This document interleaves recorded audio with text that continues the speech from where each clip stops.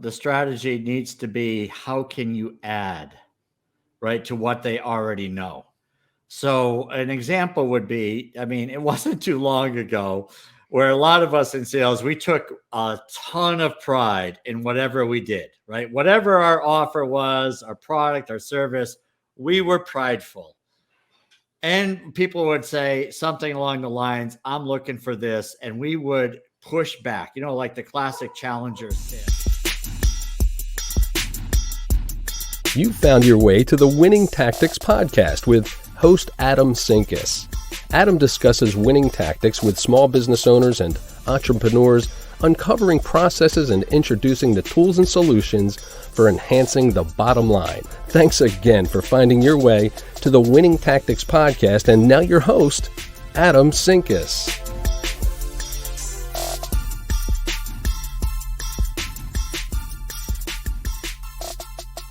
What is going on, everybody? Happy Tuesday, and more importantly, happy Winning Tactics Podcast Day. I am your host, Adam Sinkus, and we are coming to you live from the My Roofing SEO studios. We want to thank them for their continued support, as well as remind you all to take a moment and pop on over to our social channels on LinkedIn, Facebook, Twitter, and Instagram. And don't forget to go find us on Apple Podcasts and YouTube, where you can check out all of our content.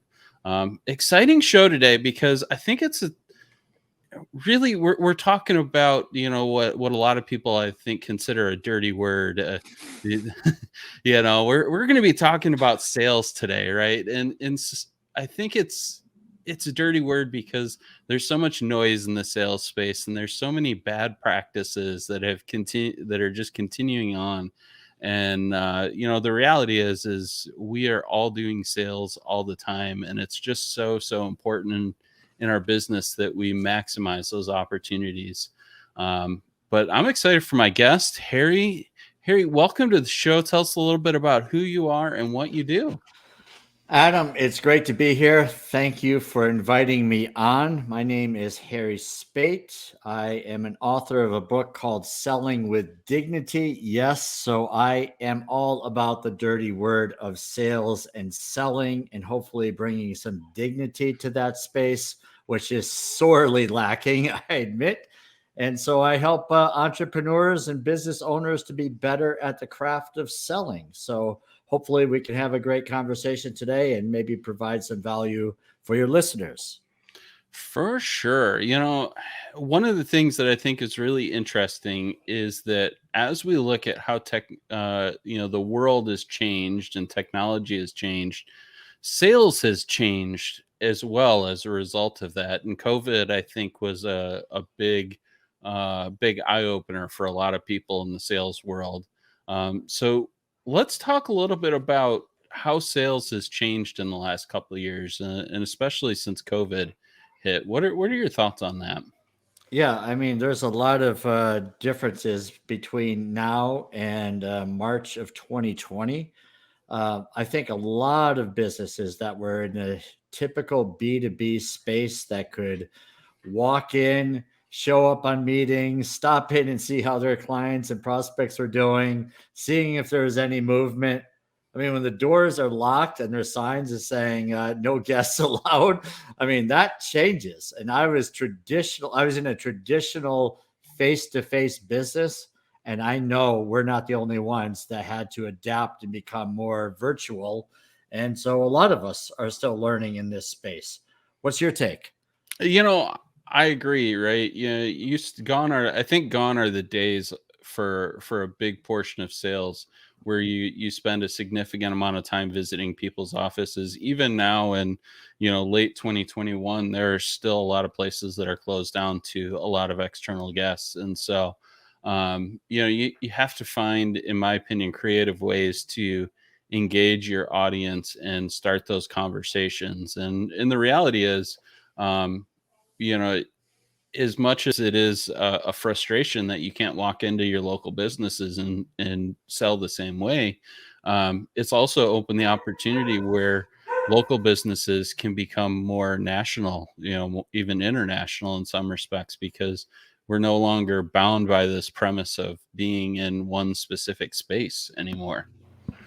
Yeah, that's a great point. So definitely, I think people, if they look at the positives that have come from this change, is it's probably helped them with technology. I mean, a lot of people, I mean, I'm sure you've sat in on Zoom meetings and you're coaching people how to find the microphone, how to share a screen. So all these folks that were petrified of using technology and saying, that's just not for me, many of them have adapted. So their skill sets have improved. And then, like you mentioned, big picture stuff is like, what the heck? If my client is in Topeka and I'm in whatever, South Florida, then there may be an opportunity that I just never considered before. So having an open mind and seeing how you can serve different people may definitely open up the bigger opportunities for you. Yeah, I want to talk a little bit about social selling because I think that's the biggest change that people are seeing in the last couple of years here. I know for me, it's one of my primary sales channels now. Talk to us a little bit about your take on social selling. Yeah, I can't say it's mine. I definitely have learned from the best of them. One of them would be Gary Vaynerchuk, who I've read tons of his posts over the years and articles, watched him on YouTube. I mean, it's not for the faint of heart for the language. So if you're offended by bad words, he's probably not the guy you want to listen to, but I can tune those out and look at really what the content that he's providing.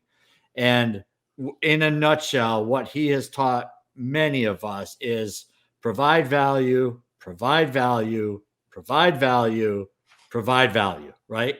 And then maybe on the fifth time, provide a call to action. But once people see that you're providing value for free, then you can make an ask. But too many make the ask on the first attempt and then they wonder why they're not getting results. So is your view similar, Adam? I can't wait to hear. It is, I get so frustrated because I don't know about you, but in my LinkedIn every day I probably get somewhere between 10 and 15 cold pitches for crap that doesn't even relate to me, that I have no interest in. I've never asked about, I've never searched about, nor do I need for my business. And a lot of them are lead gen. Yeah, lead gen seems to be the dominating question these days. Lead gen, websites, marketing, yeah, all the stuff that I do, right? On a daily basis. Funny. So, so like, and I just get so turned off by that. And every once in a while, I'll have a free few minutes, so I will engage and I'll ask them, so how many of these do you close? Right. And most of them are pretty reluctant to actually answer that question. But I got down to it one day that this person that pitched me was closing 1 out of every 200 people that they sent a direct message to. 1 out of every 200 people. So about 0.5%, if my math is correct on that. Phenomenal. And so then I followed up with a question in that same conversation. I said, okay, of the 199 people that didn't commit, how many meetings did you make out of that? Oh, about 6 or 7. Okay, so now we're up to 192 people, or we're down to 192 people. So 192 people, how many of those people responded? He said, well, about an additional 20 every month. Okay, I said, okay, so we're at 172 people that you have now pissed off and will never do business with you. He goes, oh, I never thought about it that way. Yeah, great. Well, yeah, why would he, right? I mean, it's just, people are typically doing what they're told, right? So this is, it's been going on for years and years. So spam, years ago, we used to refer to, we still now get the phone calls that are showing up on my phone as scam likely, which could be spam likely too. It's pretty much the same. But it's, emails, it's the unwanted calls. It's just random. I had a similar experience yesterday where someone called me and they said, They butchered my name, number one. I mean, I know it's not easy to pronounce Spaight, but people want to make it Spaight or put an R or something in there. So that was suspicious at first. And then he asked if I was still in the same role. And I went, yeah. And then he proceeded to pitch. And I said, just out of curiosity, have you looked at my LinkedIn profile? And he said, no. And I said, you might want to go there. So then he proceeded with his pitch after I already kind of hinted, right? You want to go somewhere else before you speak to me. And that wasn't good enough. So he proceeds with the pitch. And then I said, dude, you need to check out my profile. You're making an offer, and I'm not even in the market. So then this is the best part. He says, would you like to sign up for a free trial? I'll let you try it out for 2 weeks. And I said, okay, great. So now something I don't see as valuable, you're putting in front of me, hoping I'm going to go with it, right? So you just devalued whatever value it had is now completely worthless because I said I wasn't interested and you threw it at me. And years ago, I learned something about throwing pearls before swine. And that was another classic example of what many do in sales. So you wonder, right, why some people in sales just aren't successful. Makes you wonder, Yeah. The other thing I think that's interesting, right, is as consumers, whether we're B2B consumers or whether we're, just regular consumers, right, we are more educated about products and services and anything and everything that anybody could be selling to us these days. Do you think that plays into people's hesitation to get on the phone with the salesperson these days? Yeah, because, well, I mean, I've read the statistics that people are pretty much, if it's not 60 or 70% through the sales or buying cycle before they engage a salesperson, it's still pretty high. Like years ago, let's go back to the 1980s and 90s before the internet. And then, of course, all before that time period, salespeople were the ones that brought the message. We were messengers. And people didn't know about the technology. They listened, and then they would say things like, so what do you got, right? What can help my business? Now it's all at everyone's fingertips, right? So you can literally search whatever your business is, how to help my business grow, right? You can put that in and it will give you things to look for. And it might say, well, you need a marketing expert, or you might want to do an email campaign or things like that. So yeah, it's all at our fingertips. So why would I want to engage a salesperson? Most of us would rather not. What about you? Yeah, I think it's really interesting that I pretty much have decided on a product. I usually narrow it down to like 3 products before I even make a single phone call, right? Because do you want to make the phone call? No, not usually. Not usually. I would say 90% of the time, no, I don't want to make a phone call. Right. I would just as soon, hop on their website, sign up for it, and get going, right? Yes. Right. But sorry, I don't mean to interrupt, but yeah, that's part and parcel of what the issue is. So yes, you narrow it down to 3. My bad. I narrow it down to 3, and then if I have to get on the phone, I will hop on the phone and have that conversation with folks to understand exactly, maybe there's a couple of features that I'm looking for that aren't perfectly clear on their website. And, so I might ask some questions around that, but I pretty much know what I want out of it. And if they can't hit those check boxes in that conversation, it's pretty much a no for me at that point. So, I think, I think it goes to, I think it goes into, messaging, right? Messaging in sales has to change, and it is changing. How do you approach messaging with an informed, with a buyer's group that's so informed now? Yeah, I think the strategy needs to be, how can you add, right, to what they already know?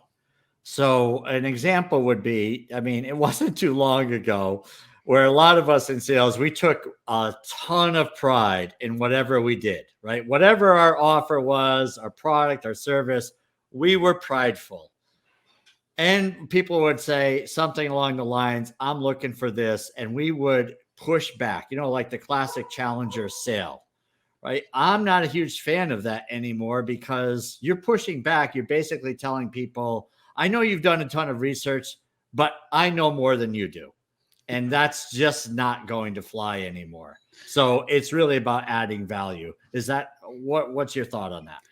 Yeah, I've totally shifted my sales style. Instead of trying to fit them into my boxes, into my products, I've started standing alongside of them, and I'm going to carry their box to the finish line that they expect, and start there, right? Because then once I've gained that trust, the know, like, and trust stuff is really important in business. Once I've gained that trust with them, that I can do what they want and what they think they need, then we can talk about all the other stuff that I know that they need, and and it makes the rest of the sales conversation much easier, right, and much more comfortable for both parties.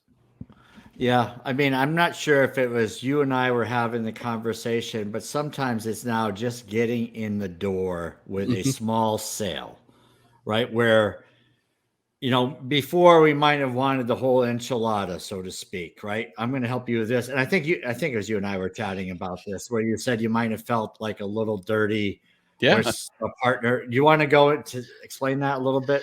Yeah, I've tried that, like, forceful sales piece a little bit, and to me, like, every time I get to, like, really pushing that offer at the end of the sale, really, driving home the you need this mentality, right? I get off the call whether they bought or not, and I just feel dirty about it. Like, I feel like a sleazy, used car salesman. Let me don my plaid coat and ugly tie, and let's go look at a car that isn't worth a damn, and so um it got to a point where it was bothersome to me, and so I literally had to stop selling that way as a result, because I couldn't do it from an ethical perspective, a moral perspective. In my mind, it just wasn't right. And so I've totally shifted now in just, let's talk about what you want, and let me interject my expertise on the little things that you may not think about, and Hmm. then let's go from there. And Yeah. it's shifted my mindset. It's also shifted my sales, and I've shown great improvement in my sales as a result of it. That's awesome. Well, think about all the entrepreneurs that you work with, and we're in sales every day, right? I mean, there's a few days that go by, but there aren't too many of them where I'm not reading, listening, watching something that's going to help sharpen my skill sets. Well, entrepreneurs, like, if they're in the point of they know what the client needs, but it's hard to tell them that. Right. So just getting a little buy-in, just get something in, right? Where you have some trust, and then they start to like you. Then they start to listen and see that you're bringing value. You don't have to get, like, if you want the whole enchilada, they need that. Get a little bite at a time, right? The Yep. more they bite, the better the trust builds up, and then over time you can gain a client. But I think a challenge with many is saying things like, well, you really want all of this. If you want to succeed, you really need all of this. And Yep. they say it so matter of factly and stern that it pushes people away. And people might say, I don't want all of that. Right? Work with me. Right? So there's Yeah. better ways of doing that. Yeah, I agree. I agree 100%. I think it's a fantastic philosophy. I want to pause for a minute because I want to thank our sponsor. Because one of the things that's really important in your sales is having systems in place, so you know where your customers are at, you know what they're doing, and you know how to get a hold of them. And our partners over at Ventive have redefined what a CRM does. They're really, linking together sales and marketing and operations and every part of your business reducing gaps. It's a really, really cool CRM software that just goes way above and beyond from many of the other CRM offerings that are out there. So we strongly encourage you to go support them. Check them out, ventive.com. That's VENNTIVE.com, and learn how you can streamline your business. So, I think, do you use a CRM in your business? Yes, we have a homegrown CRM, but I'm interested. I'll look up this Ventive. It's interesting. There's been CRMs over the years that they just keep getting better, right? They make it Oh, easier. yeah. Can they just put in the data for us? Pretty close. You can almost you can link in social data now and data from email signatures and all these. I think it's a critical part to sales is having that CRM implemented in your sales system. Helps you really have some of those conversations with people because you know exactly what you've talked to them about, what other people in your organization might have talked to them about. And what is your thought on that, having that information at your fingertips when you go into a sales conversation? Yeah, I think it's hugely important. And, when I speak to small business owners and sales teams, it can't just be random. I mean, so sometimes people will create a list or they'll have a list and they'll make calls, send emails, and then it just disappears, right? I've emailed and called that list. It's dead. There's no one interested. Yet those people are buying. They're not buying from you, maybe, but they're buying from somebody else because you're not following up. You're not circling back with those people and showing that you're actually interested in them.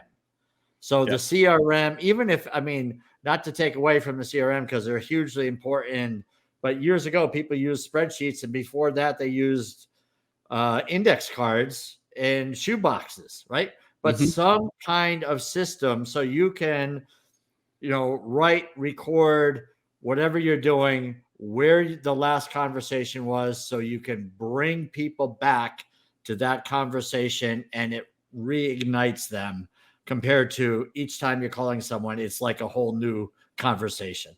Is that where you're headed with that? Oh yeah, 100%. I think it's a huge piece of just keeping everything straight. Knowing what you need to accomplish every day and who you need to talk to and what you need to talk to them about. Because, man, sales is a moving target all the time. One of the things we had talked about, thinking about that moving target, right, is that people are less are more reluctant to schedule meetings for sales, for products that maybe they aren't sure that they need these days. And it's important to understand, I think and this is another thing I put in my CRM all the time is how do people prefer to be contacted, so that I know where I can get them for a meeting the most effective way. So why are people so reluctant to schedule a meeting these days? Yeah, I was going to ask you first. I'll answer, but then I want to ask you how you get that information. But yes, I think people are reluctant to schedule a meeting because salespeople never shut up, and even business owners. I hear it all the time. People say, "Well, I'm so passionate about what I do and how it helps people." It's like, well, yeah, the key word is I'm passionate, right? Not your prospect is being passionate. So, I get it. Transfer of energy. I respect that. However, there are tactful ways of doing it. So I think of, I was just watching this movie. I forgot what it's called on Netflix, but it's about this family that lives out in the wilderness and they go and visit the wife dies. They go and visit the in-laws, something, and they just start preaching about how great their lifestyle is. No one is receptive to that, right? So we can look at someone else do that and we say, well, that's just not the way to do it. People are just not receptive. They have their own lives. They don't want to hear that. Well, the same is true with if they've chosen to do business a certain way or live a certain way or have a certain insurance. You preaching at that and being passionate about it is not engaging. So I think people are just put off by that, and they're afraid that anyone that's going to be selling to them is going to be just dominating and not really ask, questions about them and see what they want. So you brought up how people want to be, how you want to connect with them and have future conversations with them. So how do you get that information? You know what? It's as simple as asking. Once I get them on the phone or, get them in that first conversation, how do you prefer to be contacted? Like, just, it really is that simple.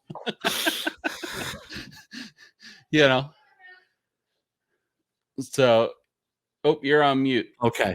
So we overthink the way, what signs are they giving me? No, forget the signs. Just come out and ask. Be polite and just say, we had a great conversation. I think it'd be awesome to have another conversation where we both can exchange some ideas. What's the best way? We're going to set it up in the calendar. But if something comes up and you have to, you can't make the meeting, what's the best way to connect again? And people tell you, right? Oh, yeah. Yeah. Oh, yeah. Right. It really is simpler than, simpler than we think it is to really get down to the brass tacks of what sales is all about. And so, we were just talking about how do you get to that preferred method of contact with a customer, with your potential customers. And I said it's as simple as asking. So Harry, I'll let you jump back in and finish your thought. Yeah, I mean, so I'm super passionate about this, and so my hands went crazy, and I knocked my wire off my camera. So forgive me, crazy Harry on that one. But yeah, so the simple things so we do a clubhouse room, and it's about selling simple sales for, entrepreneurs.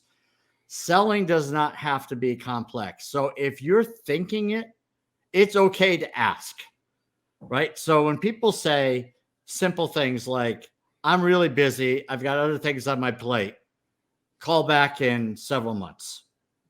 Well, most of us would say, okay, I'll call you back in several months and put that in a CRM.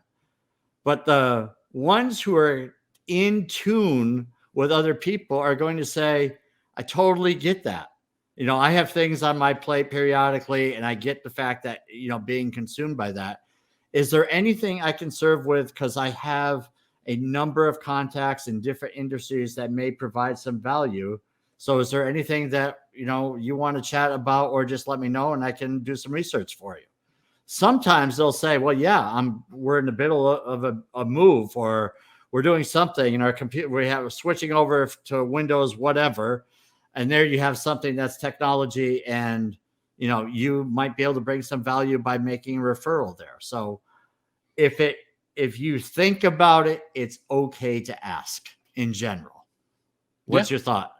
No, I love that. I love the referral thing, right? If it's not the right time to buy for them, you're never going to sell them no matter how hard you push.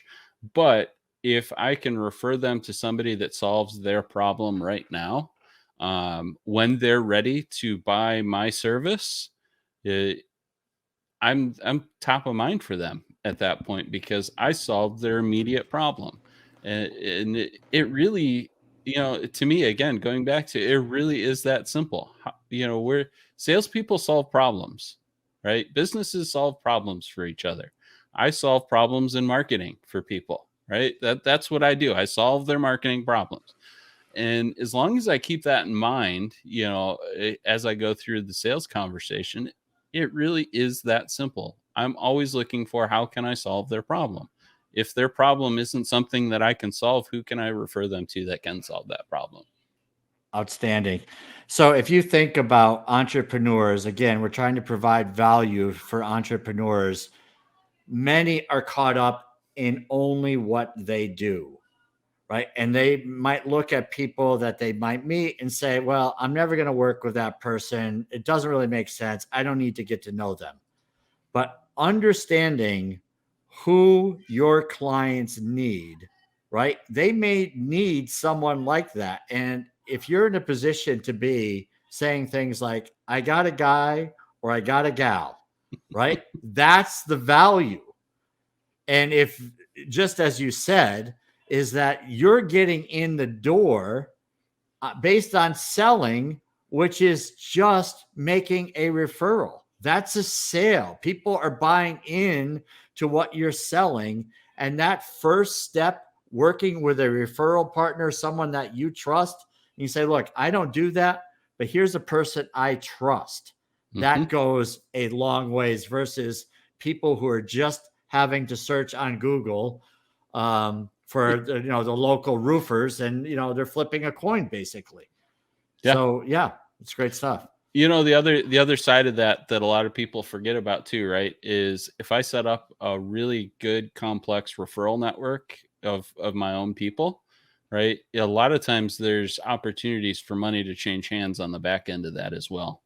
So that becomes powerful as well. I've got referral partners that give me a kickback for sending them somebody, and it makes sense for both of us. We both win out of that, and I do the same thing for some of my referral partners.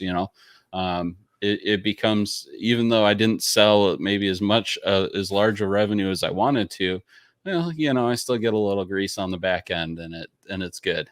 Yeah, and I think a lot of people like that. And I certainly like it, right?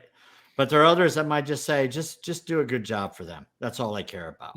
Right? It's knowing your audience, but still you can offer a gift card. You can still do something, right? Because people ultimately will appreciate that.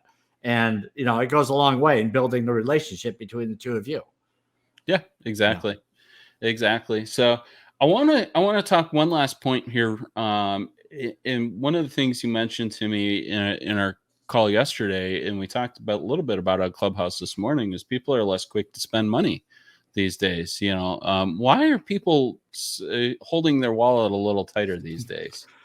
Yeah, I just think that it's uncertainty. I mean, if we go back to 2008, 2009, that time period, there was just uncertainty.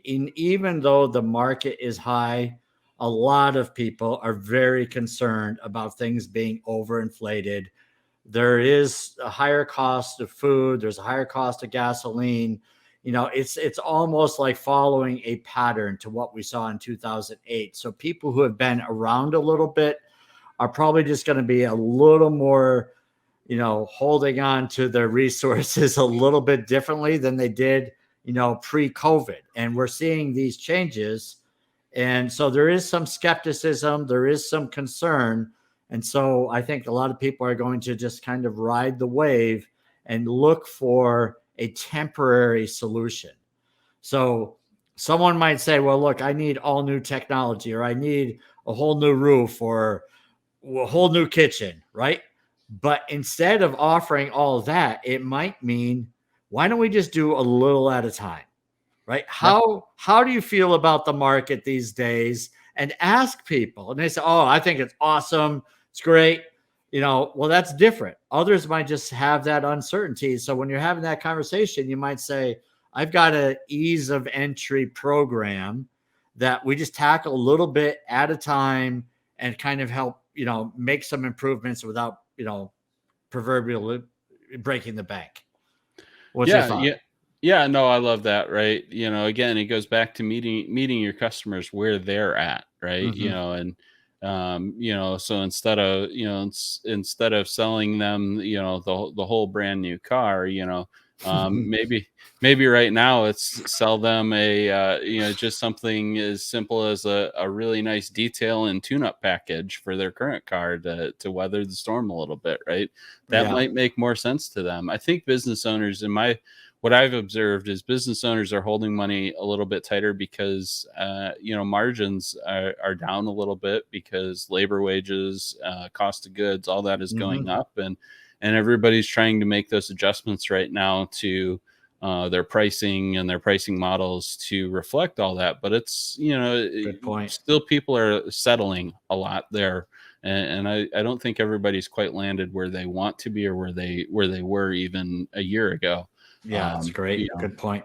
So, so that's one of the things I've experienced. And so it's finding ways of, how do we maintain our own margins that we need to maintain in the sales cycle, and still meet their needs. And sometimes, to me, it's not about reducing the value of what you do. It's about reducing the offering of what you give to match the value of what they need. Right. Yeah, exactly. So it's like, and this is a problem, I think, with some sales organizations, is that sales reps have quotas, and the quotas are probably based on pre 2020 numbers, and they want growth year over year. I get that. But in a new economy where things are changing, you want the client, right? Yep. Having a higher quota does not make for more business, right? It's the business that ultimately we want, is to serve and grow our own business by helping others grow their business. But high quotas, I mean, I would take a look at that and say, well, what's realistic these days? And do we need to bring them back a little bit to generate more sales that are good for everybody? What's your thought? Yeah, I have long fought the idea of quotas from an amount of sales, or even these stupid high dollar amounts, right? Because I think they're unrealistic. I believe in setting quotas on two levels, right? So you have this is the must meet, right? And I think you have to have that base. You just have to have that base for accountability, right? This is the must meet number, and you could do number of transactions, you could do average dollar amount of transactions plus number of transactions. There's 1,000 different ways you can measure that, right? And then you have bonus goals, right? And bonus goals are those pie in the sky numbers, but one of the things I always like to tie to bonus is customer retention as well. Yeah. Right. I don't want, I do a lot of one-off website projects, right? And that's okay. Mm-hmm. But the people that make my business grow are the people that, buy a monthly SEO package, buy a monthly content package. Those are the people that make the business grow. And so, if I can encourage people from a sales perspective to build ways where they can get those long-term customers into our ecosystem, that's a way better value to me, and I will surely reward that. That's one of the reasons, like our commission structure, we don't we don't cap commissions for, if they buy, monthly SEO, I give a commission on that monthly SEO as soon as it's paid every month, because I want those salespeople to encourage them to come back and come back and come back. Yeah, that's great. Salespeople must love that, right? Because there are owners out there that will say, well, look, they brought them in, granted, but I'm doing all the work, and I'm not going to pay them for something that we uncovered internally, right? You want to pay the sales rep, right? The sales rep is going to be the front of your business, and maybe you uncovered something internally, but you want to reward that behavior. Even if they didn't do the job on that one, you want to encourage them to continue to circle back, visit, have business reviews with the clients. Because if it's just, you're just paying someone to hunt, then, the ball can certainly be dropped. And as you say, those clients are worth their weight in gold when they are bringing in recurring revenue, and you want everybody on the same page as that. Yep. Keep driving recurring revenue and reward your sales team for that. Yeah, no, 100%. We are getting towards the end of time. I always like to wrap up the show with a final thought, something that, people can take away from the show and really implement into their business tomorrow. So I leave the stage to you for your final thought. Yeah, I think that every entrepreneur out there, every salesperson needs to be thinking about how we can provide value. So think about all your clients that are out there, all of your prospects that are just sitting in the pipeline. Maybe they're not moving. Maybe the clients are not renewing with you yet, and they're just sitting there. They're waiting. They're unsure of the future. You don't have to check in and say, hey, I was wondering where your stance was. Are we going to do business? Because, I've got other things to do. I don't want to waste your time. Forget all of that nonsense. Saying you don't want to waste someone's time is really, you're saying you don't want to waste your time. The key is, how can you provide value to those people? Give them an article, a post, give them a shout out, take a picture of their website and say, I'm doing business with this company. They're amazing. You should look into them. Doing something simple is going to reap great rewards. So it's all about providing value. So thanks a lot. That was great. I love it. The value is key. So speaking of providing value, I really appreciate your time and all the value that you've provided to our listeners and our viewers today. Where can they find you to find more information? Yeah, great spot is LinkedIn. So my name, Harry Spaight, spelled with an A-I-G-H-T, but also sellingwithdignity.com. You can find me there, and it will point you to where I am on social media. I got the spelling of a weird name, so sellingwithdignity.com is probably the best place right now. Fantastic. And we'll make sure we drop that in the show notes for everybody. As always, we appreciate your time, Harry. We appreciate everybody that jumped on the live stream with us today to listen along and learn more about sales from us, all of us over at The Winning Tactics. We appreciate you, and we will see you all next week.